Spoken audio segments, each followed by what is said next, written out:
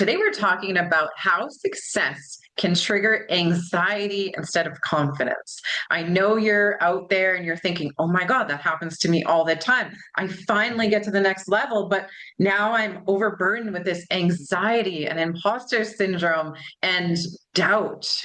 Dr. Joe is back today. He is a rapid growth specialist, founder of IFGT coaching, and creator of the subconscious mindset training method. So, Dr. Joe helps people understand why growth can feel unsafe and how to retrain the mind in order to make success finally feel sustainable. I'm so excited about this conversation. It's happened to me so many times. So good to see you again. Happy Oh, it's birthday and Happy New Year. thank you, and Happy New Year to you too, Lisa. And it's always so, God, I'm so excited to have conversations with you. I'm So it's excited great to too. be I here. this is the question though. How old are you, or do you keep that secret? Yeah, I'm not my age, so I just turned 61 on the 10th. Oh, I wouldn't have believed So that. Okay. yeah, yeah. So And it's how a old do you number. feel? Oh God, I feel like I'm still in my 30s, and even my abilities, my activities, lifting weights, pickleball, hang gliding, all the stuff I do and everything, kayaking, like I don't think age does anything to me other than bring a little bit more gray. That's what I was thinking. I literally was looking in the mirror and I just turned 41. I'm going to be 42 this year, but I have a few gray hairs coming in and I'm like, I literally feel like I'm 18 years old. Like, what's going on with these Yeah, gray hairs? yeah, yep, yep. Yeah, I love So, that's why this conversation is going to be so powerful because it's like I want people to look at their life like their life is their work. It's like yeah, we all want to be successful. To me, the definition of success is to have a life that you love living, to be able to yeah. do all the things, right?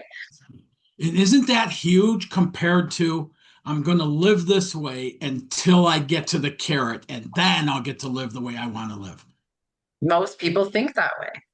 Yeah, yeah, yeah. Yeah. You know what I was thinking about earlier is what happens when you put your all of your full identity into one thing. It's like you wake up in the morning and you attach to this image or this job that you go to every day, and then that thing disappears. Then what? Mhm. Yeah, yeah. I mean, I've seen that happen. I've worked with clients. I've been in corporate America and seen that happen to people that were 2 years away from getting retirement packages, and then they get let go, and all of a sudden it's like, now what do I do? So I've seen those instances happen. And one of the things I can say is their mindset is what determines what's next and how it goes, and how quickly they arrive at that next portion of their journey.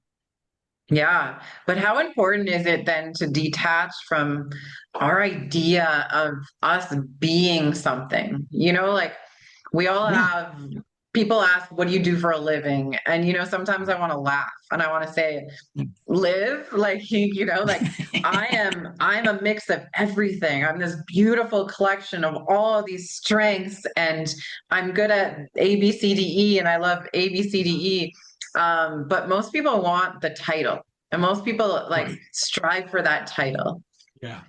And then what people do when that are so badly seeking that title, is they will use that to determine where that person is on their internal scale as far as who they are compared to that person, who other people are compared to, and it doesn't matter. We're all souls having a human experience is what we are really at the essence Yeah. of it all, Isn't you that know? interesting how someone can put two letters next to their name and we'll respect them more for it from it? Yeah. Yeah. Yes, it is. Yes. Or even things of like what they do and tout around and things like that and stuff.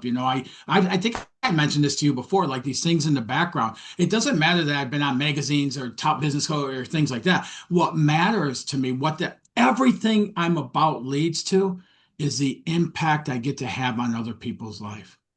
That's Hmm. my gratitude, my blessing, and that's the core of who I am. Yeah. Well, I mean, it adds credibility but what I see and what people feel is like the truth in your essence and that you actually care and give a shit. There's people that splash their picture over everything, but it's an image that they're portraying. It's like the integrity Yes. piece we talked about last time of like walking the walk and talking the talk. It's like earning those things, and it feels good to earn them, but using it for the greater good and not inappropriately. That a lot of people these days are doing, they're splashing themselves in all these images of perfection in order Yes. to kind of deceive people for money. And that's scary.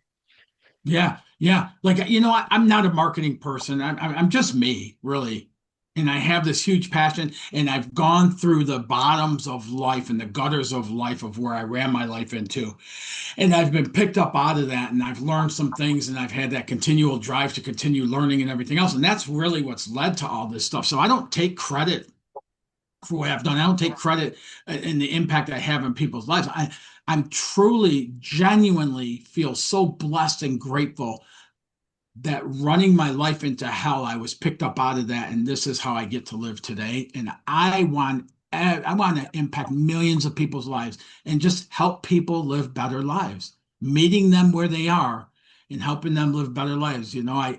However I can do that, it still lights the joy and lights the candle of the continued going and forward with it and stuff. So yeah.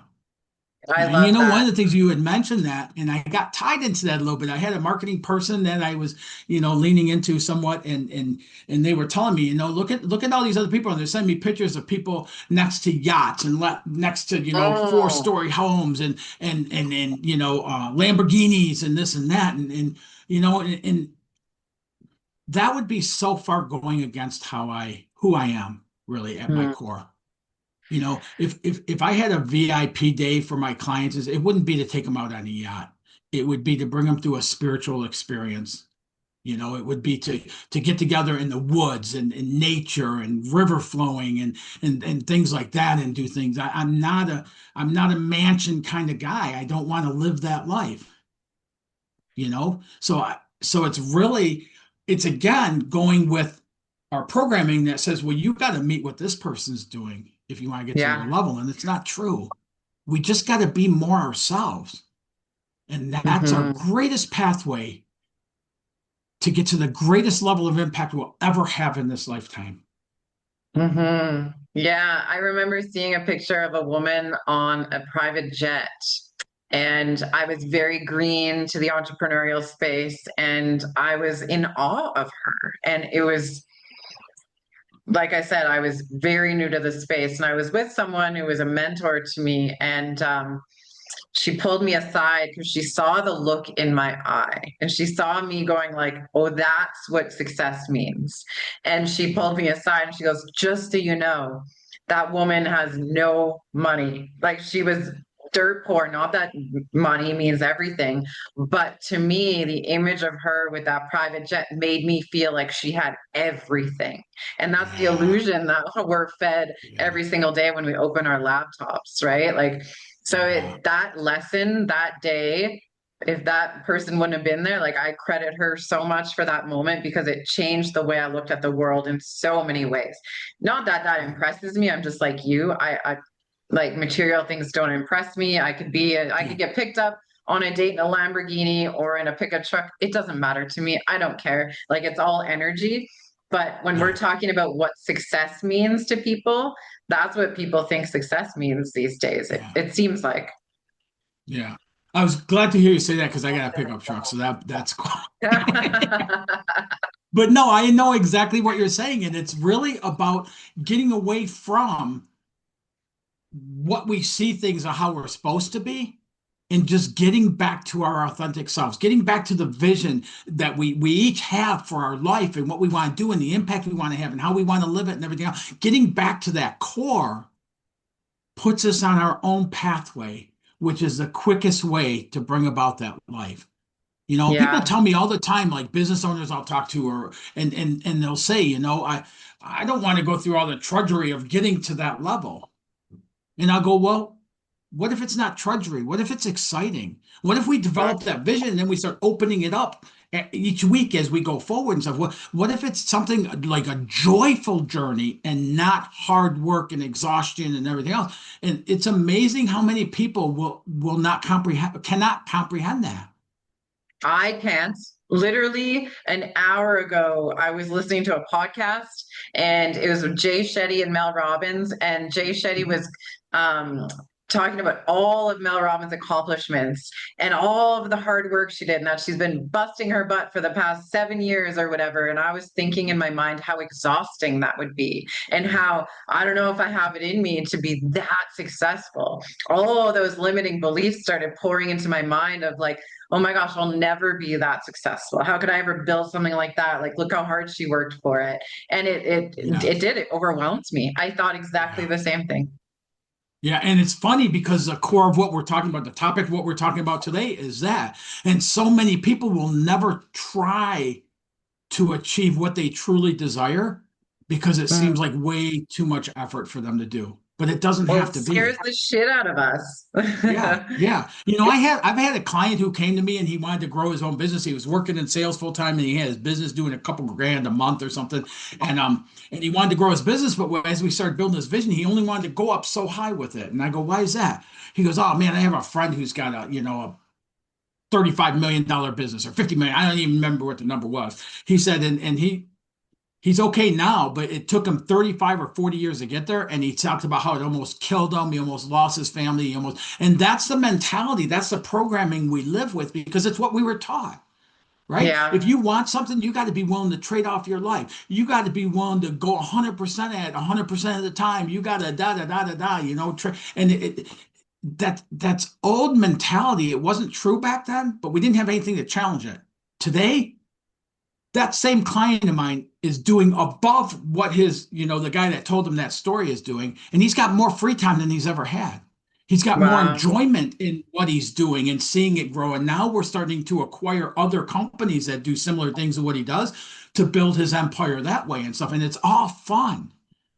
Wow. So you work with a lot of people in business who are growing their world and their lives. Mhm. Why like I'm confused by it because it's happened to me so many times. As soon as I get to the next level, I start being successful, I see doors opening, it scares the shit out of me and I get anxious and I think something is wrong.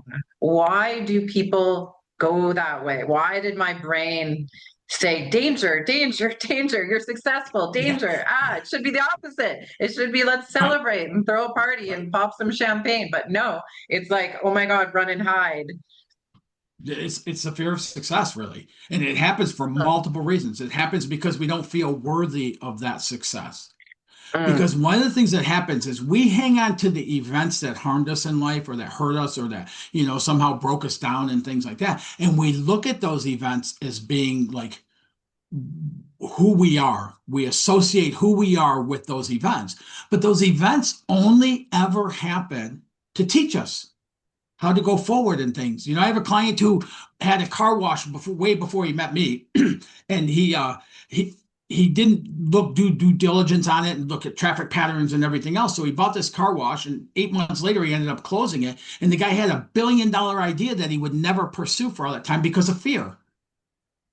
And what Wow. happens, and the fear will associate back to something in our programming, back to the programming. Okay. So what happens is he starts going forward and him and I meet some by hap chance and we're talking and he's telling me about this. I go, man, I don't understand all the detail, but that sounds like a really good idea. I don't know anywhere that's doing it right now. He goes, they're not. And so we ended up talking about it and stuff. Well, the way we ended up getting through that block is understanding that car wash needed to happen at a small level of drive through, wash your own car type of thing in order for you to step into bigger things and understand how important it is for you to do your due diligence. And that gentleman is a multi millionaire today. And it's been like 8, 9 years since I worked with him because of that, though. And so what happens is we look at the overwhelmingness. First, we look at what we want, right? That's what the SMT method refers to as a dynamic vision. And we build that up and everything else. And we purposely build it up to the point where we have no idea how the heck we're going to do it. And it scares us. Mm.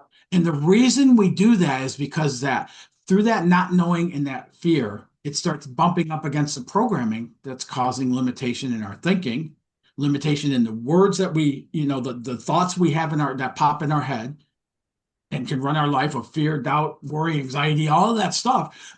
And so as we identify it, then we can shift that and open it up to the what ifs. What if you really could? What if it were fun? What if it were easy? What if you would know every single action to take and it comes up at the right time when you need to take that action? Mm. All of a Yeah, sudden it I think starts. Go on. I was just going to say that's so important because for me, when an opportunity arises, I know I dealt with this like more in the past, not lately, but I had a big opportunity come up and it triggered like the overthinking, the procrastination, or pulling back. It's like you can be queen of the world, but you have to take these steps. And I'm like, oh my God, I'm not going to do it. I'm going to go clean my bathroom. I haven't cleaned my bathroom, but I'm going to clean my bathroom. But it's like this beautiful opportunity. But it caused me to shut down and then take no steps. Yeah. No Yeah. steps, not even a little step, Yeah. like no steps. Yeah. Lisa, when I think it was 22, I think it was, when I was 22 years old, I had it. Now, again, I grew up in a very low income blue collar family in Detroit, Michigan. Okay. So 5 kids, watched my parents struggle my whole youth and everything else. And when I was 22 years old, I had a gentleman that I became friends with, and he owned a multi-million dollar construction company. And he wanted to retire and had nobody to leave it to. So he told me, I will give you the construction company, the whole thing. And then for I think it was 6 or 7 years, but anyways, he said, we'll do a residual share on any revenue, and whatever comes to him, that's what he'll accept for the business. That was the biggest moment of my entire life, growing up the way I grew up, and things like that, and seeing that life and seeing that struggle every single day and feeling the weight of it, even though I didn't know it, that weight of living in that household and what that caused. And that was the biggest thing ever in my life. 3 days after we talked about that, I went back to him and said, I can't do this. I got to follow my path. And I wouldn't even really explain why, because I don't think I fully comprehended why. But within a week of saying no to it, I realized the reason I said no is because I didn't work my tail off to get it. So I didn't feel I deserved it. The unworthiness. Yeah. Yeah. Yeah. And when I work with clients now and they got that fear of growing, even once we get the vision, and sometimes their fear will grow, like, man, I don't want to do that. I don't think I'm capable of doing this. And that's another one. That's another fear that will pop up. Am I capable? And that's why I tell people we develop a vision that you have no idea how the heck you're going to bring to fruition. And what we end up doing is and we talked about this before, we take the conscious mind, which is a knowing of what we want. We align that to the subconscious, which triggers the brain waves to the actions we take or don't take. So now we got alignment between our knowing of what we want and the actions we take. And then we align that with the dynamic vision. And now we have straight alignment into what they're doing. And then that's when we truly become unstoppable. That's when we start doing things that used to take half a day and we do it in half hour or 45 minutes, and it's just things just start rolling. And I know you've experienced that where it's like everything just rolls and it's fun and it's enjoyable. And that's how the SMT method is geared. So now as we start going through that and we start seeing all of a sudden now this part of the vision shows up, and then we'll get a few weeks later in this part, and all of a sudden we start seeing that happening, it becomes a thing of excitement. And Yeah. almost over 50% of my clients achieve beyond what they had in their vision.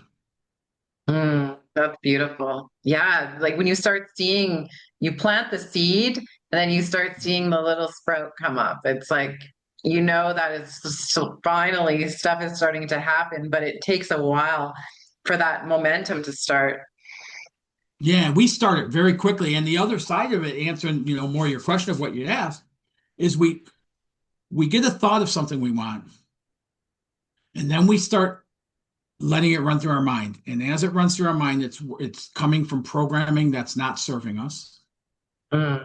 And so all of a sudden it's like, well, who do you think you are? You can't do, why do you think you can do that? Or, oh, look at so and so, they tried that and failed. You're going to too. And we start hearing all of those things. And almost every one of my clients, as we're building that vision, will hit that point where they're going, that, you know what? I don't need my business to be at $10 million. If I say, if I'm at seven, or 8 million or whatever, that'll be okay. And what we do in doing so, in that type of mentality, what we end up doing is settling for scraps of what we truly desire Mm, out of our business, out of our life, our health and well-being, our, across the board in our life, yeah. relationships.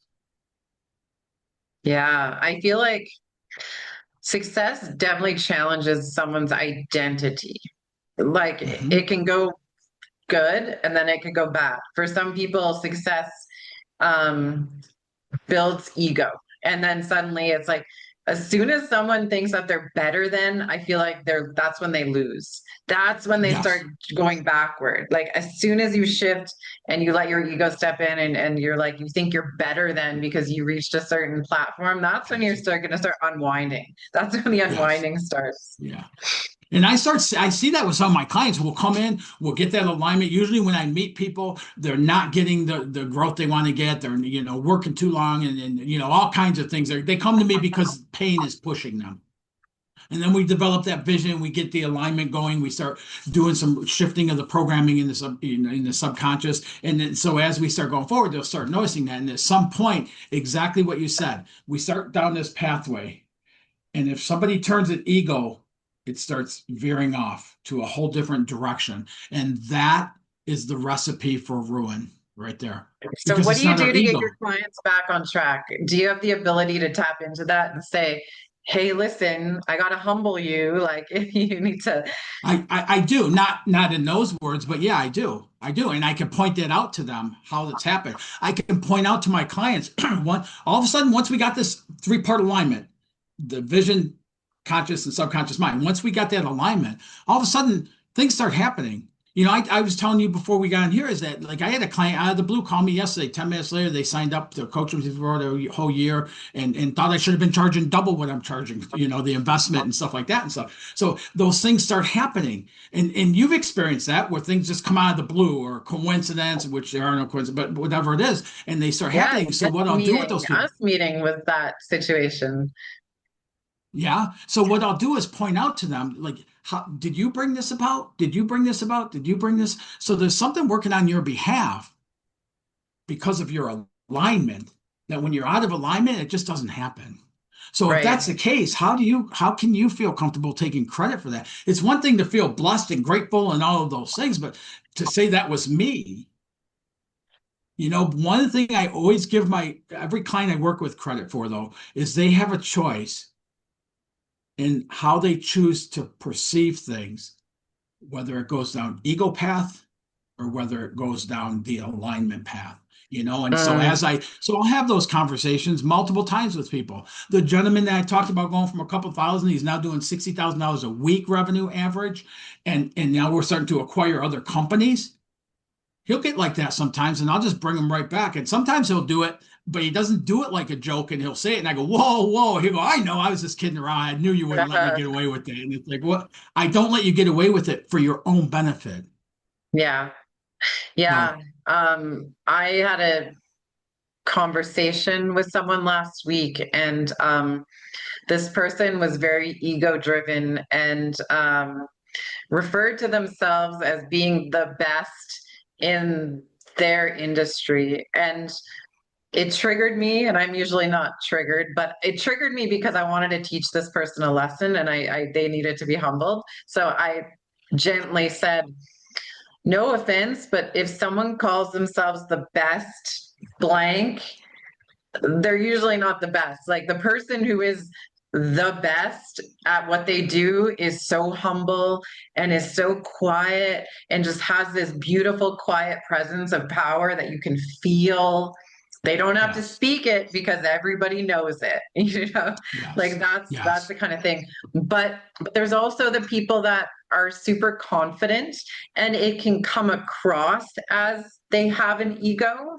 And I think that why do you think that is? Like, why do you think people are afraid of confidence. Like I've seen some really confident people and it's almost irked me. It's rubbed me the wrong way. I've had people tell me, so in my 20s, when after that happened with the construction and other things started breaking and everything else, and I started seeking, and I was seeking in all directions and stuff. And I went to counseling one time, and I was in group counseling. I remember that I remember the event actually. I got my pilot's license for airplanes, single engine aircraft, and Okay. that's something I wanted to do my whole life. And I think I might have been upper 20s, maybe early 30s. And so I pass it and I go to this group coaching, this group class and stuff. And they had a cake with a airplane on it and everybody's celebrating and stuff like that. And they go, "How's it feel? How's it feel to be a pilot, and to be able to get in the airplane and just fly it?" And I go, "Anybody can do it as long as you got enough money and time to go through the course." Right. And the counselor got so angry with me, Lisa. She goes, "Damn it, Joseph. You are so afraid of being arrogant. You're never going to know a healthy self-esteem." Yeah, And I was that just going to comes say, right. why do we downplay wins? Why? Yeah. Yeah, because it comes from that programming that, growing up is like, okay, don't think too much of yourself. And not being taught where that balance is. So for each one of us, it's important. It's important having this conversation right now with you and I that we can both be confident in discussing what we're discussing because we've lived it, we've learned it, we teach it, all that stuff and everything from being arrogant, but that's for us to find out. I had once I started doing sales and I started understanding this stuff that is now the SMT method and started landing 18, 22, $25 million year over year contracts. My friends that were in sales situations like that, they would tell me, "Man, you need to be a little more arrogant. It wouldn't hurt you to be a little more arrogant." And I've always been, I don't want to be arrogant because when I become arrogant, that means I'm running the show. And when I run the show, I end up in ditches Yeah, and bloodied from hitting my head against the cinder block wall. So I don't want to be arrogant. I want to be blessed. I want to be grateful. I want to be happy, totally. joyous, free, those things. I went through a phase where my ego was running the show. And I'll tell you this, the universe taught me a lesson over and over again. Anytime that I was led by my ego and felt better then, the universe made me work for it. So you get humbled time and time and time again until you understand how powerful that quiet power is. But it is still really important to celebrate our wins. And I know a lot of thought leaders and entrepreneurs who will I'm guilty of it. Say I landed $1 million contract, I'd be like, okay, great. Now what? Mhm. Like it's like I What's don't next? even take a second, yet Yeah, I'll lose or something will happen in a negative way, and then I ruminate on that. So yeah, I feel like yeah. we need to reprogram our minds to focus on the wins, even the small little things. It's like Well, having a really good cup of coffee. I'm like, yes, I brewed that that, perfectly. Like that means so yeah, much to me. yeah, yeah. And that's a great point. And so here's one of the things. Every session I start out with, we celebrate wins. And that's taught me to celebrate wins more in my life. I get to a point where I do like I'm kind of excited, so I am who I am. But like like that client when they signed yesterday, I do a gratitude walk, I call it, where I get up and I just hop around and I'll go outside and I'll be like fist pump and stuff like that and stuff. I'm just like, thank you, thank you. I'm so grateful I get to help somebody else. And I remember when I first started doing this stuff and started understanding that. I remember one time signing a client and getting up after they were signed up and stuff, walking away from my computer, going outside and walking. I got about a quarter mile down the road and realized I still had the headset with the wire coming down, but the wire wasn't plugged into anything. And I'm walking down the street like that with this whole thing going around my head and the mic and everything, but it's not plugged in. And I don't care. I don't care. It's about that celebrating. And here's the other thing I ask people because I'll talk to them and I'll say, "So what are your wins? What kind of wins? What kind of wins we celebrating?" And they'll go, "Well, I got a little one." And I'll always stop them, Lisa, and say to them, because you just said that, it reminded me, who determines the size of your wins? Mhm. Who does? Yeah, no, it's true. You do. You We do. You do. determine that. So if we determine our own wins, that cup of coffee and the way you described it, and like I could tell the way that feels for you. Why is that small? Why is that not a big win? Why is not every freaking win that we experience a big win? It Because we, honestly felt like the biggest win. Like that yes, to me was more yes. important than like that $1 million contract. It's interesting when you reframe what's actually important in life. And so every win can be a big win. We just learn to categorize them because of programming and because of what we've been taught and everything else. So as my clients start looking at that and going, yeah, this is a big win, and they describe something like the cup of coffee that you described and stuff like that's worthy of celebration. To Mm, experience that moment out of life and get that fullness and everything, that's a big celebration. I There are no agree. little things. A celebration is a celebration is a celebration. A win is a So, win is a win. Dr. Joe, what needs to change in order for success and these wins to feel safe inside the mind and the body? Yeah. Our perceptions. I'm going to say it like this on purpose. That's all we need to do is change our perceptions because it's the way we look at things and everything we've talked about, whether, success, people are fear of success, whether they start stepping into it and all of a sudden it feels like it's too big or whatever all the other, or how am I going to maintain that once I get there? All those fears and everything that build up into that, they're all perceptions.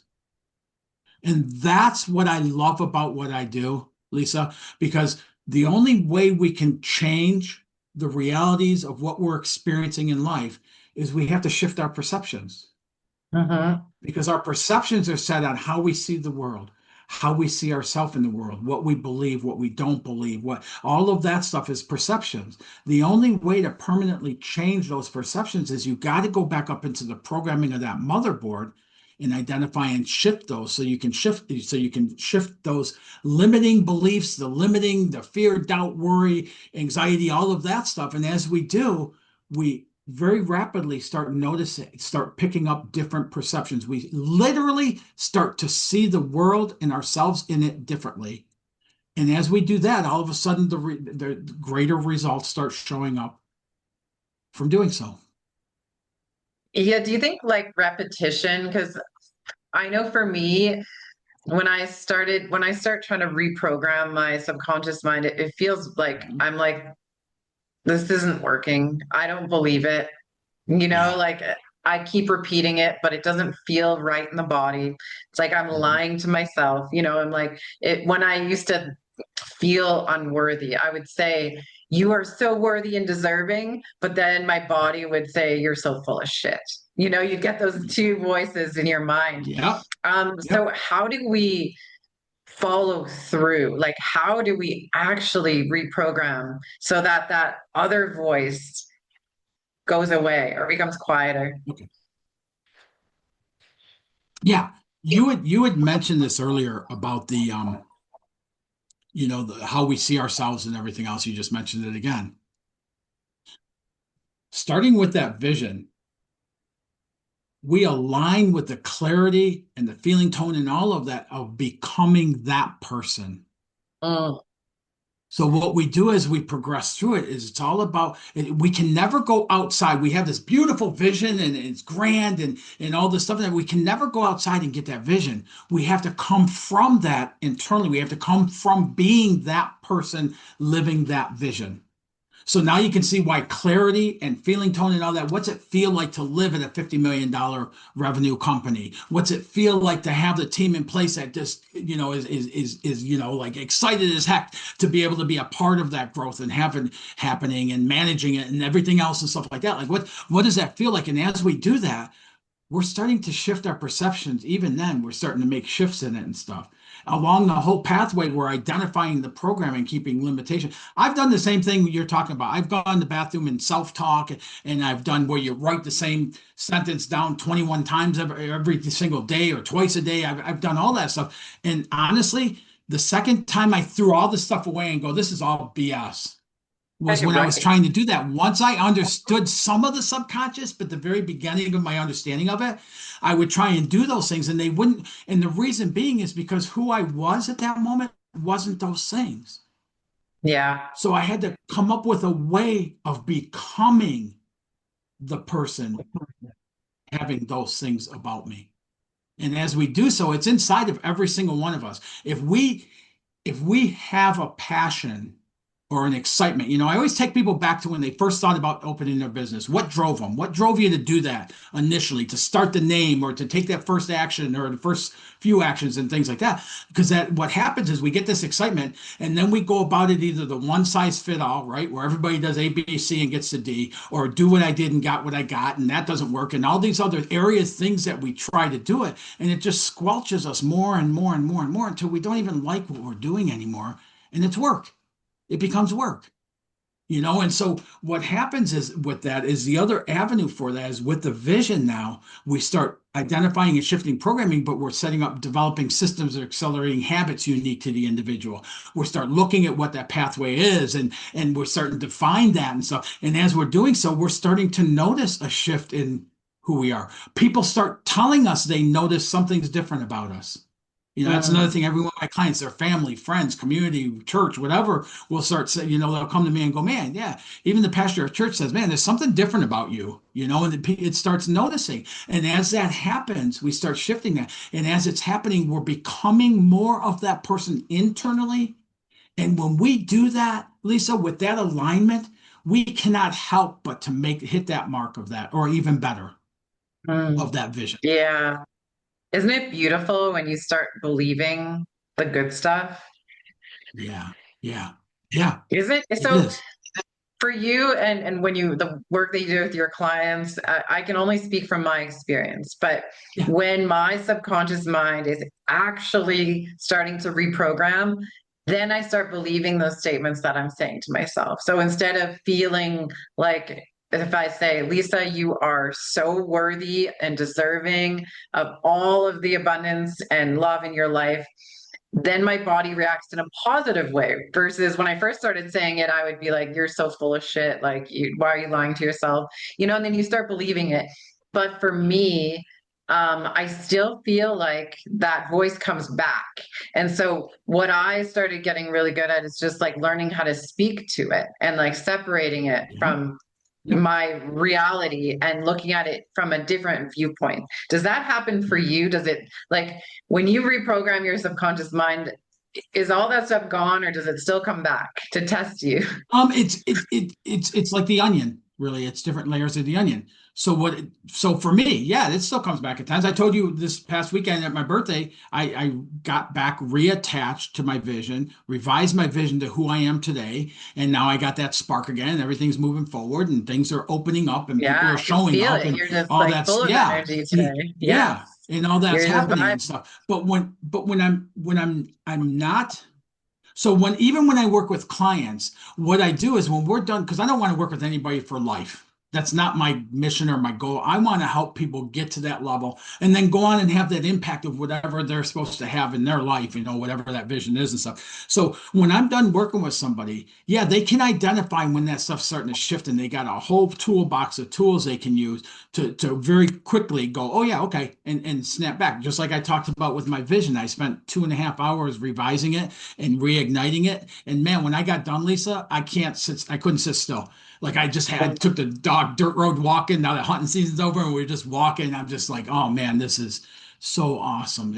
But if I don't take those actions, one of the things I notice with some of my clients is we'll get so far into it, and all of a sudden it's like, yeah, I don't know, man, this happened, and this was coming about, and it was really good, and all of a sudden it just fell apart, and this happened, and I'll take them back. Okay, where's your vision with that? Like who are you in the vision? Forget about the reality of what's happening. How are you in that vision? They go, oh, I kind of haven't, really attached with it much and stuff like that. And they'll get back to it, and all of a sudden things start turning around again. And that's why I work with visions instead of goals. Goals are hit or miss. A vision, we're continually, and as we grow and as we expand, the vision changes.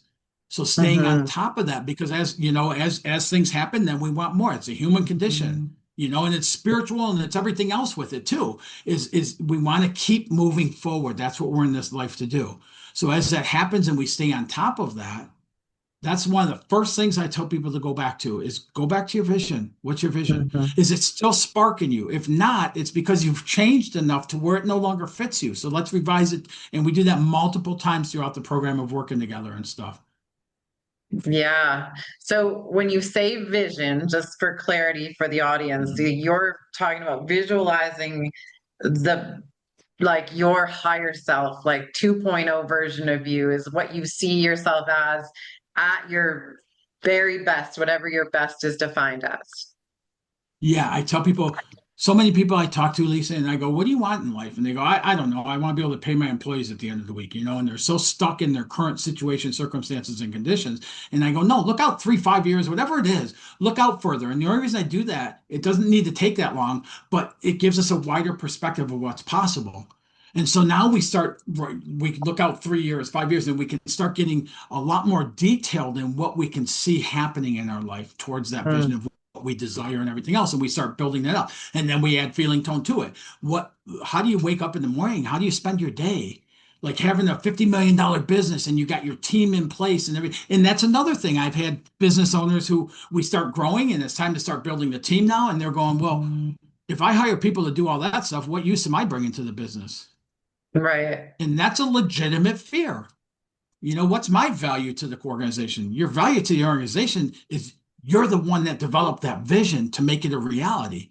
It's not, right, see, and that's another crossover where people think if I'm not working in the business, I'm going to lose it. It's going to go downhill, or I can't trust other people to do it. I run into that a lot, all these things.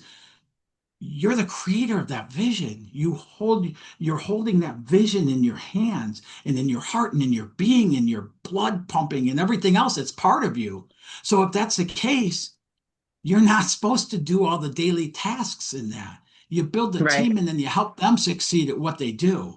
That's your job. That's your mission. That's what that part of that is and stuff. And all of a sudden, they start seeing that rolling and everything else. And people who said, "I can't stand leading people, man.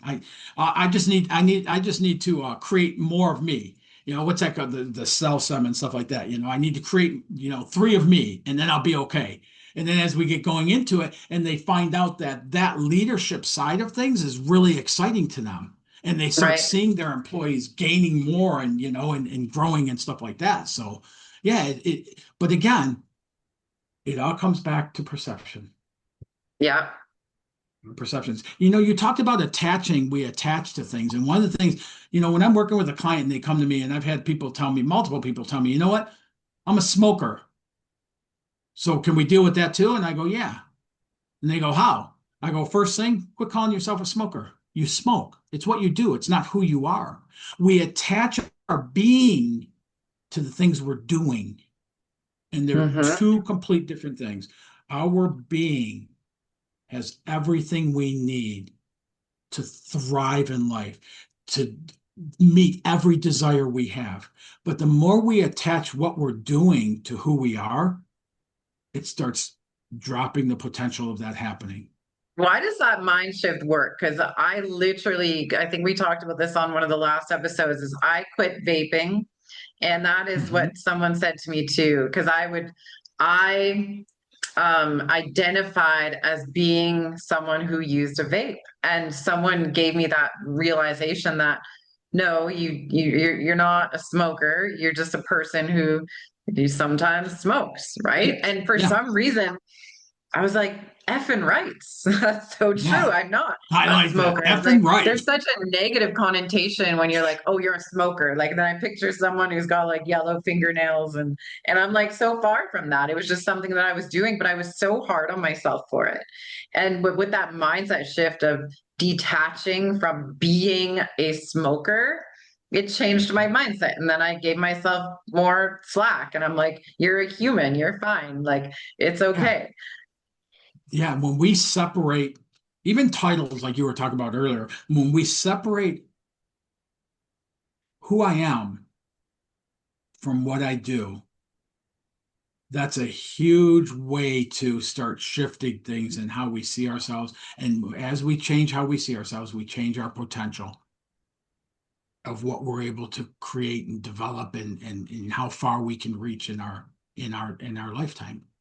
Yeah, and we're all created so differently. We all have such different strengths that we need to be able to step into our strengths with confidence and strength. And because we're the only ones who have the ability. I think a lot of people also get caught up in they think that for some reason, when there's like, say you look at a really popular podcaster, like you look at, like, I'll bring up Mel Robbins again. You think, Mhm. oh, she's so successful, I can never get there. Like she's already taken up the space, but that there's no limit in the space of success. Yeah, You know what I yeah, mean by that? Like I do. someone else can still be just as good, but in a different space. Yeah. Like everyone is so unique that if we all had the confidence, like, could you imagine our world? We would all be doing what we absolutely desire. We'd all be Yes. the best at what we do. Like, it doesn't matter what it is. I don't care if you knit elephant sweaters. Like, if that's what you're good at, there's going to be a niche for that. Like, it doesn't matter as long as you're happy. Yeah, and that's one of the things that drive me a lot, Lisa, is I know which with each person I help, it shifts the entire universe. Because Yeah. what it is really is we each have unique gifts, talents, things like that that we were born with. And the more we nurture those, the bigger the impact we have on this entire world. We don't have Hmm. to, it doesn't have to just be our neighbors or the people next to us or, our family and stuff like that. And then you get the ripple effect on top of that and it just starts rolling and stuff, and I like, I just so much love that I get to positively impact people's lives with the works I do and the gifts I've been given. It's Yeah. nothing's better than that. I love that. So, this is the perfect time to tell us more about the work that you do. Okay. So I mean, I have my book up there. I just published a couple weeks ago. I think we'll have that in the notes and stuff. But what I do is I help people to get greater results into whatever it is they want to achieve, whether it's health and well-being, whether it's, I do a lot with business because of my 28 years in corporate America up to a vice president of sales and stuff, helping companies in bankruptcy get back to profitability. But the whole thing is geared towards identifying the programming within that subconscious that's causing limitation, causing fear. And the way you can identify that, if you look and see what that is, if you start getting fear thoughts or worry thoughts or anxiety or things like that, that's coming from programming. It's not Mm. coming from that place of the I am within you that desires what you desire. So that's a good way to start noticing that where it's coming from. And so we come out of the gate developing a dynamic vision. And anybody listening to this right now, you can grab a pad of paper and a pen and just start writing down. Look out a few years so you get a wider perspective. And what do you want your life to look like in a few years out there? How do you live? What's that, how's your health and well-being? How's your relationships? How's your business? How's your time and money freedom? And where do you go and things like that? And start looking at that and really building that with a lot of clarity and even adding feeling tone of how it feels to be that person. Once you get that, the next thing to do is start noticing what you're noticing. Start noticing those thoughts coming through your head. You'll be able to identify with what I just told you, whether it's something that's coming from the I am within you, that all powerful person within you, or whether it's coming from programming. Mm. And so even just start noticing that stuff there, because in doing so, what I've noticed, people even just doing that will start all of a sudden going, why am I saying that about myself? Why am I talking about myself? Or why am I entertaining this thought so freaking much? What if I just take an action? And so all of a sudden they'll start noticing some changes happening in their life. And like I said, as I take people through the program, it's broken up into three segments. First, we learn these tools, we develop the vision, we learn these tools, we start bumping into the programming so we can shift it. We start noticing that people start noticing changes happening in their results. And then we go into a 6-month deep dive of a rapid launch. It's all about taking all the stuff we've learned in the 3 months and really getting into that launch. And I used to end it there, but I would notice 8, 10, 16, 15, 16 months out, some of my clients would start dropping back a little bit. And what I realized is I was missing a major component. I didn't have it set up to where I became a support and they became a Mm. lead. They became their own master. in the works we had gone through in the 9 months. And so with that, now I see people continuing to thrive even after we're done working together for a few years and things like that and stuff. And that's what I do. One of the things that's unique about what I do with the SMT method, and I've gone through a lot of programs, invested a lot of money, I learned a lot, but I never really got permanent change in the one size fit all, or do A, B, and C and get to D, or do what I did and get what I got. None of those ever brought me any results at all. So when I developed this, it was really important that I develop it in a way where it's a unique journey to every individual. Right from Mm, the start, when we develop that vision, it's unique to that individual I'm working with. And as we start going through it, there's similarities, but the programming that bump up against is unique to that person. So how we shift that is unique to that person. And then as we start going forward through the end of the 3 months, the start of the 6 months, is we start developing systems of accelerating habits that again are unique to that individual. And let me explain it this way really quick. So a lot of business programs, any coaching programs, they have a locked model, right? And they got this model here, and it's got all the modules, it's got all the work, it's got all the stuff. And what happens is you come into it from over here, and you literally have to contort who you are to fit that model. mhm. And then somebody else comes along, and so we're going further away from who we authentically are to fit into this model to go through it. That's why less than 2% of the people ever achieve the results that they're promised they're going to achieve by that. The SMT method, in the development of it, and this happened not just through me, like it happened through me as much as by me. So things, there's a model, but the model is fluid to meet the individual wherever they're coming in at. So if Mm. somebody's coming from this way here, the model adjusts to their uniqueness, and coming in the other way, same thing. And so it's a unique journey for every individual going through the process. Amazing. And where do people find more information about it?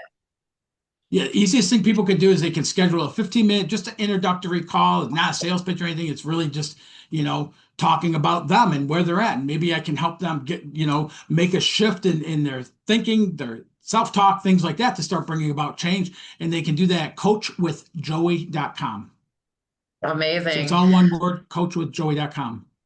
Coachwithjoey.com. Amazing. And so lastly, I guess for the people out there who are like, oh my God, I always sabotage my own success, what would you say to them? What are one or two little things that they can start doing today in order to start recovery, I guess? I'd have to go back to the same too, Lisa, where get clarity about what you want, because it all starts there. Get some clarity around what you want. Maybe you can grab one specific area. Get some clarity around that. I'll take some of my clients that do shows and things like that, and so we'll do a vision just around that show and what they want to achieve in that show, what they want to see Mhm. happen in that show. So it can be it can be not minor, but it could be a smaller area. It doesn't have to be your whole life. And grab one area around that where you're struggling right now and get the clarity about what you want. And then start noticing what's showing up in your thoughts and the words you use. And even, I mean, you could carry it out to what you watch on TV or the people you hang out with or the kind of books you read. Like you can carry it out as far as you want to with that. But just noticing the thoughts in your head and the words you're using, especially when you're talking about yourself, that'll be a really, really clear indicator that you got some programming in that subconscious that's working against you. And it's not your fault because we don't choose what programming we have. We don't say, yeah, I want this, but I don't want that. It's just the programming that's in there. We can start tailoring that by what we're doing consciously. But the programming is what it is. And so then it's getting help with the shifting of the programming, which changes perceptions and then results. Right. Yeah, I think that's really great advice. Thank you so much for this amazing conversation. It was so much fun talking to you. I get the same way. I get charged up talking with you, Lisa. These are great Yeah, I can tell conversations. you're Thanks just for so having full me. of energy. You're just like vibrating right now. I love it so much, Yeah. but that shows that you're so passionate about what you do.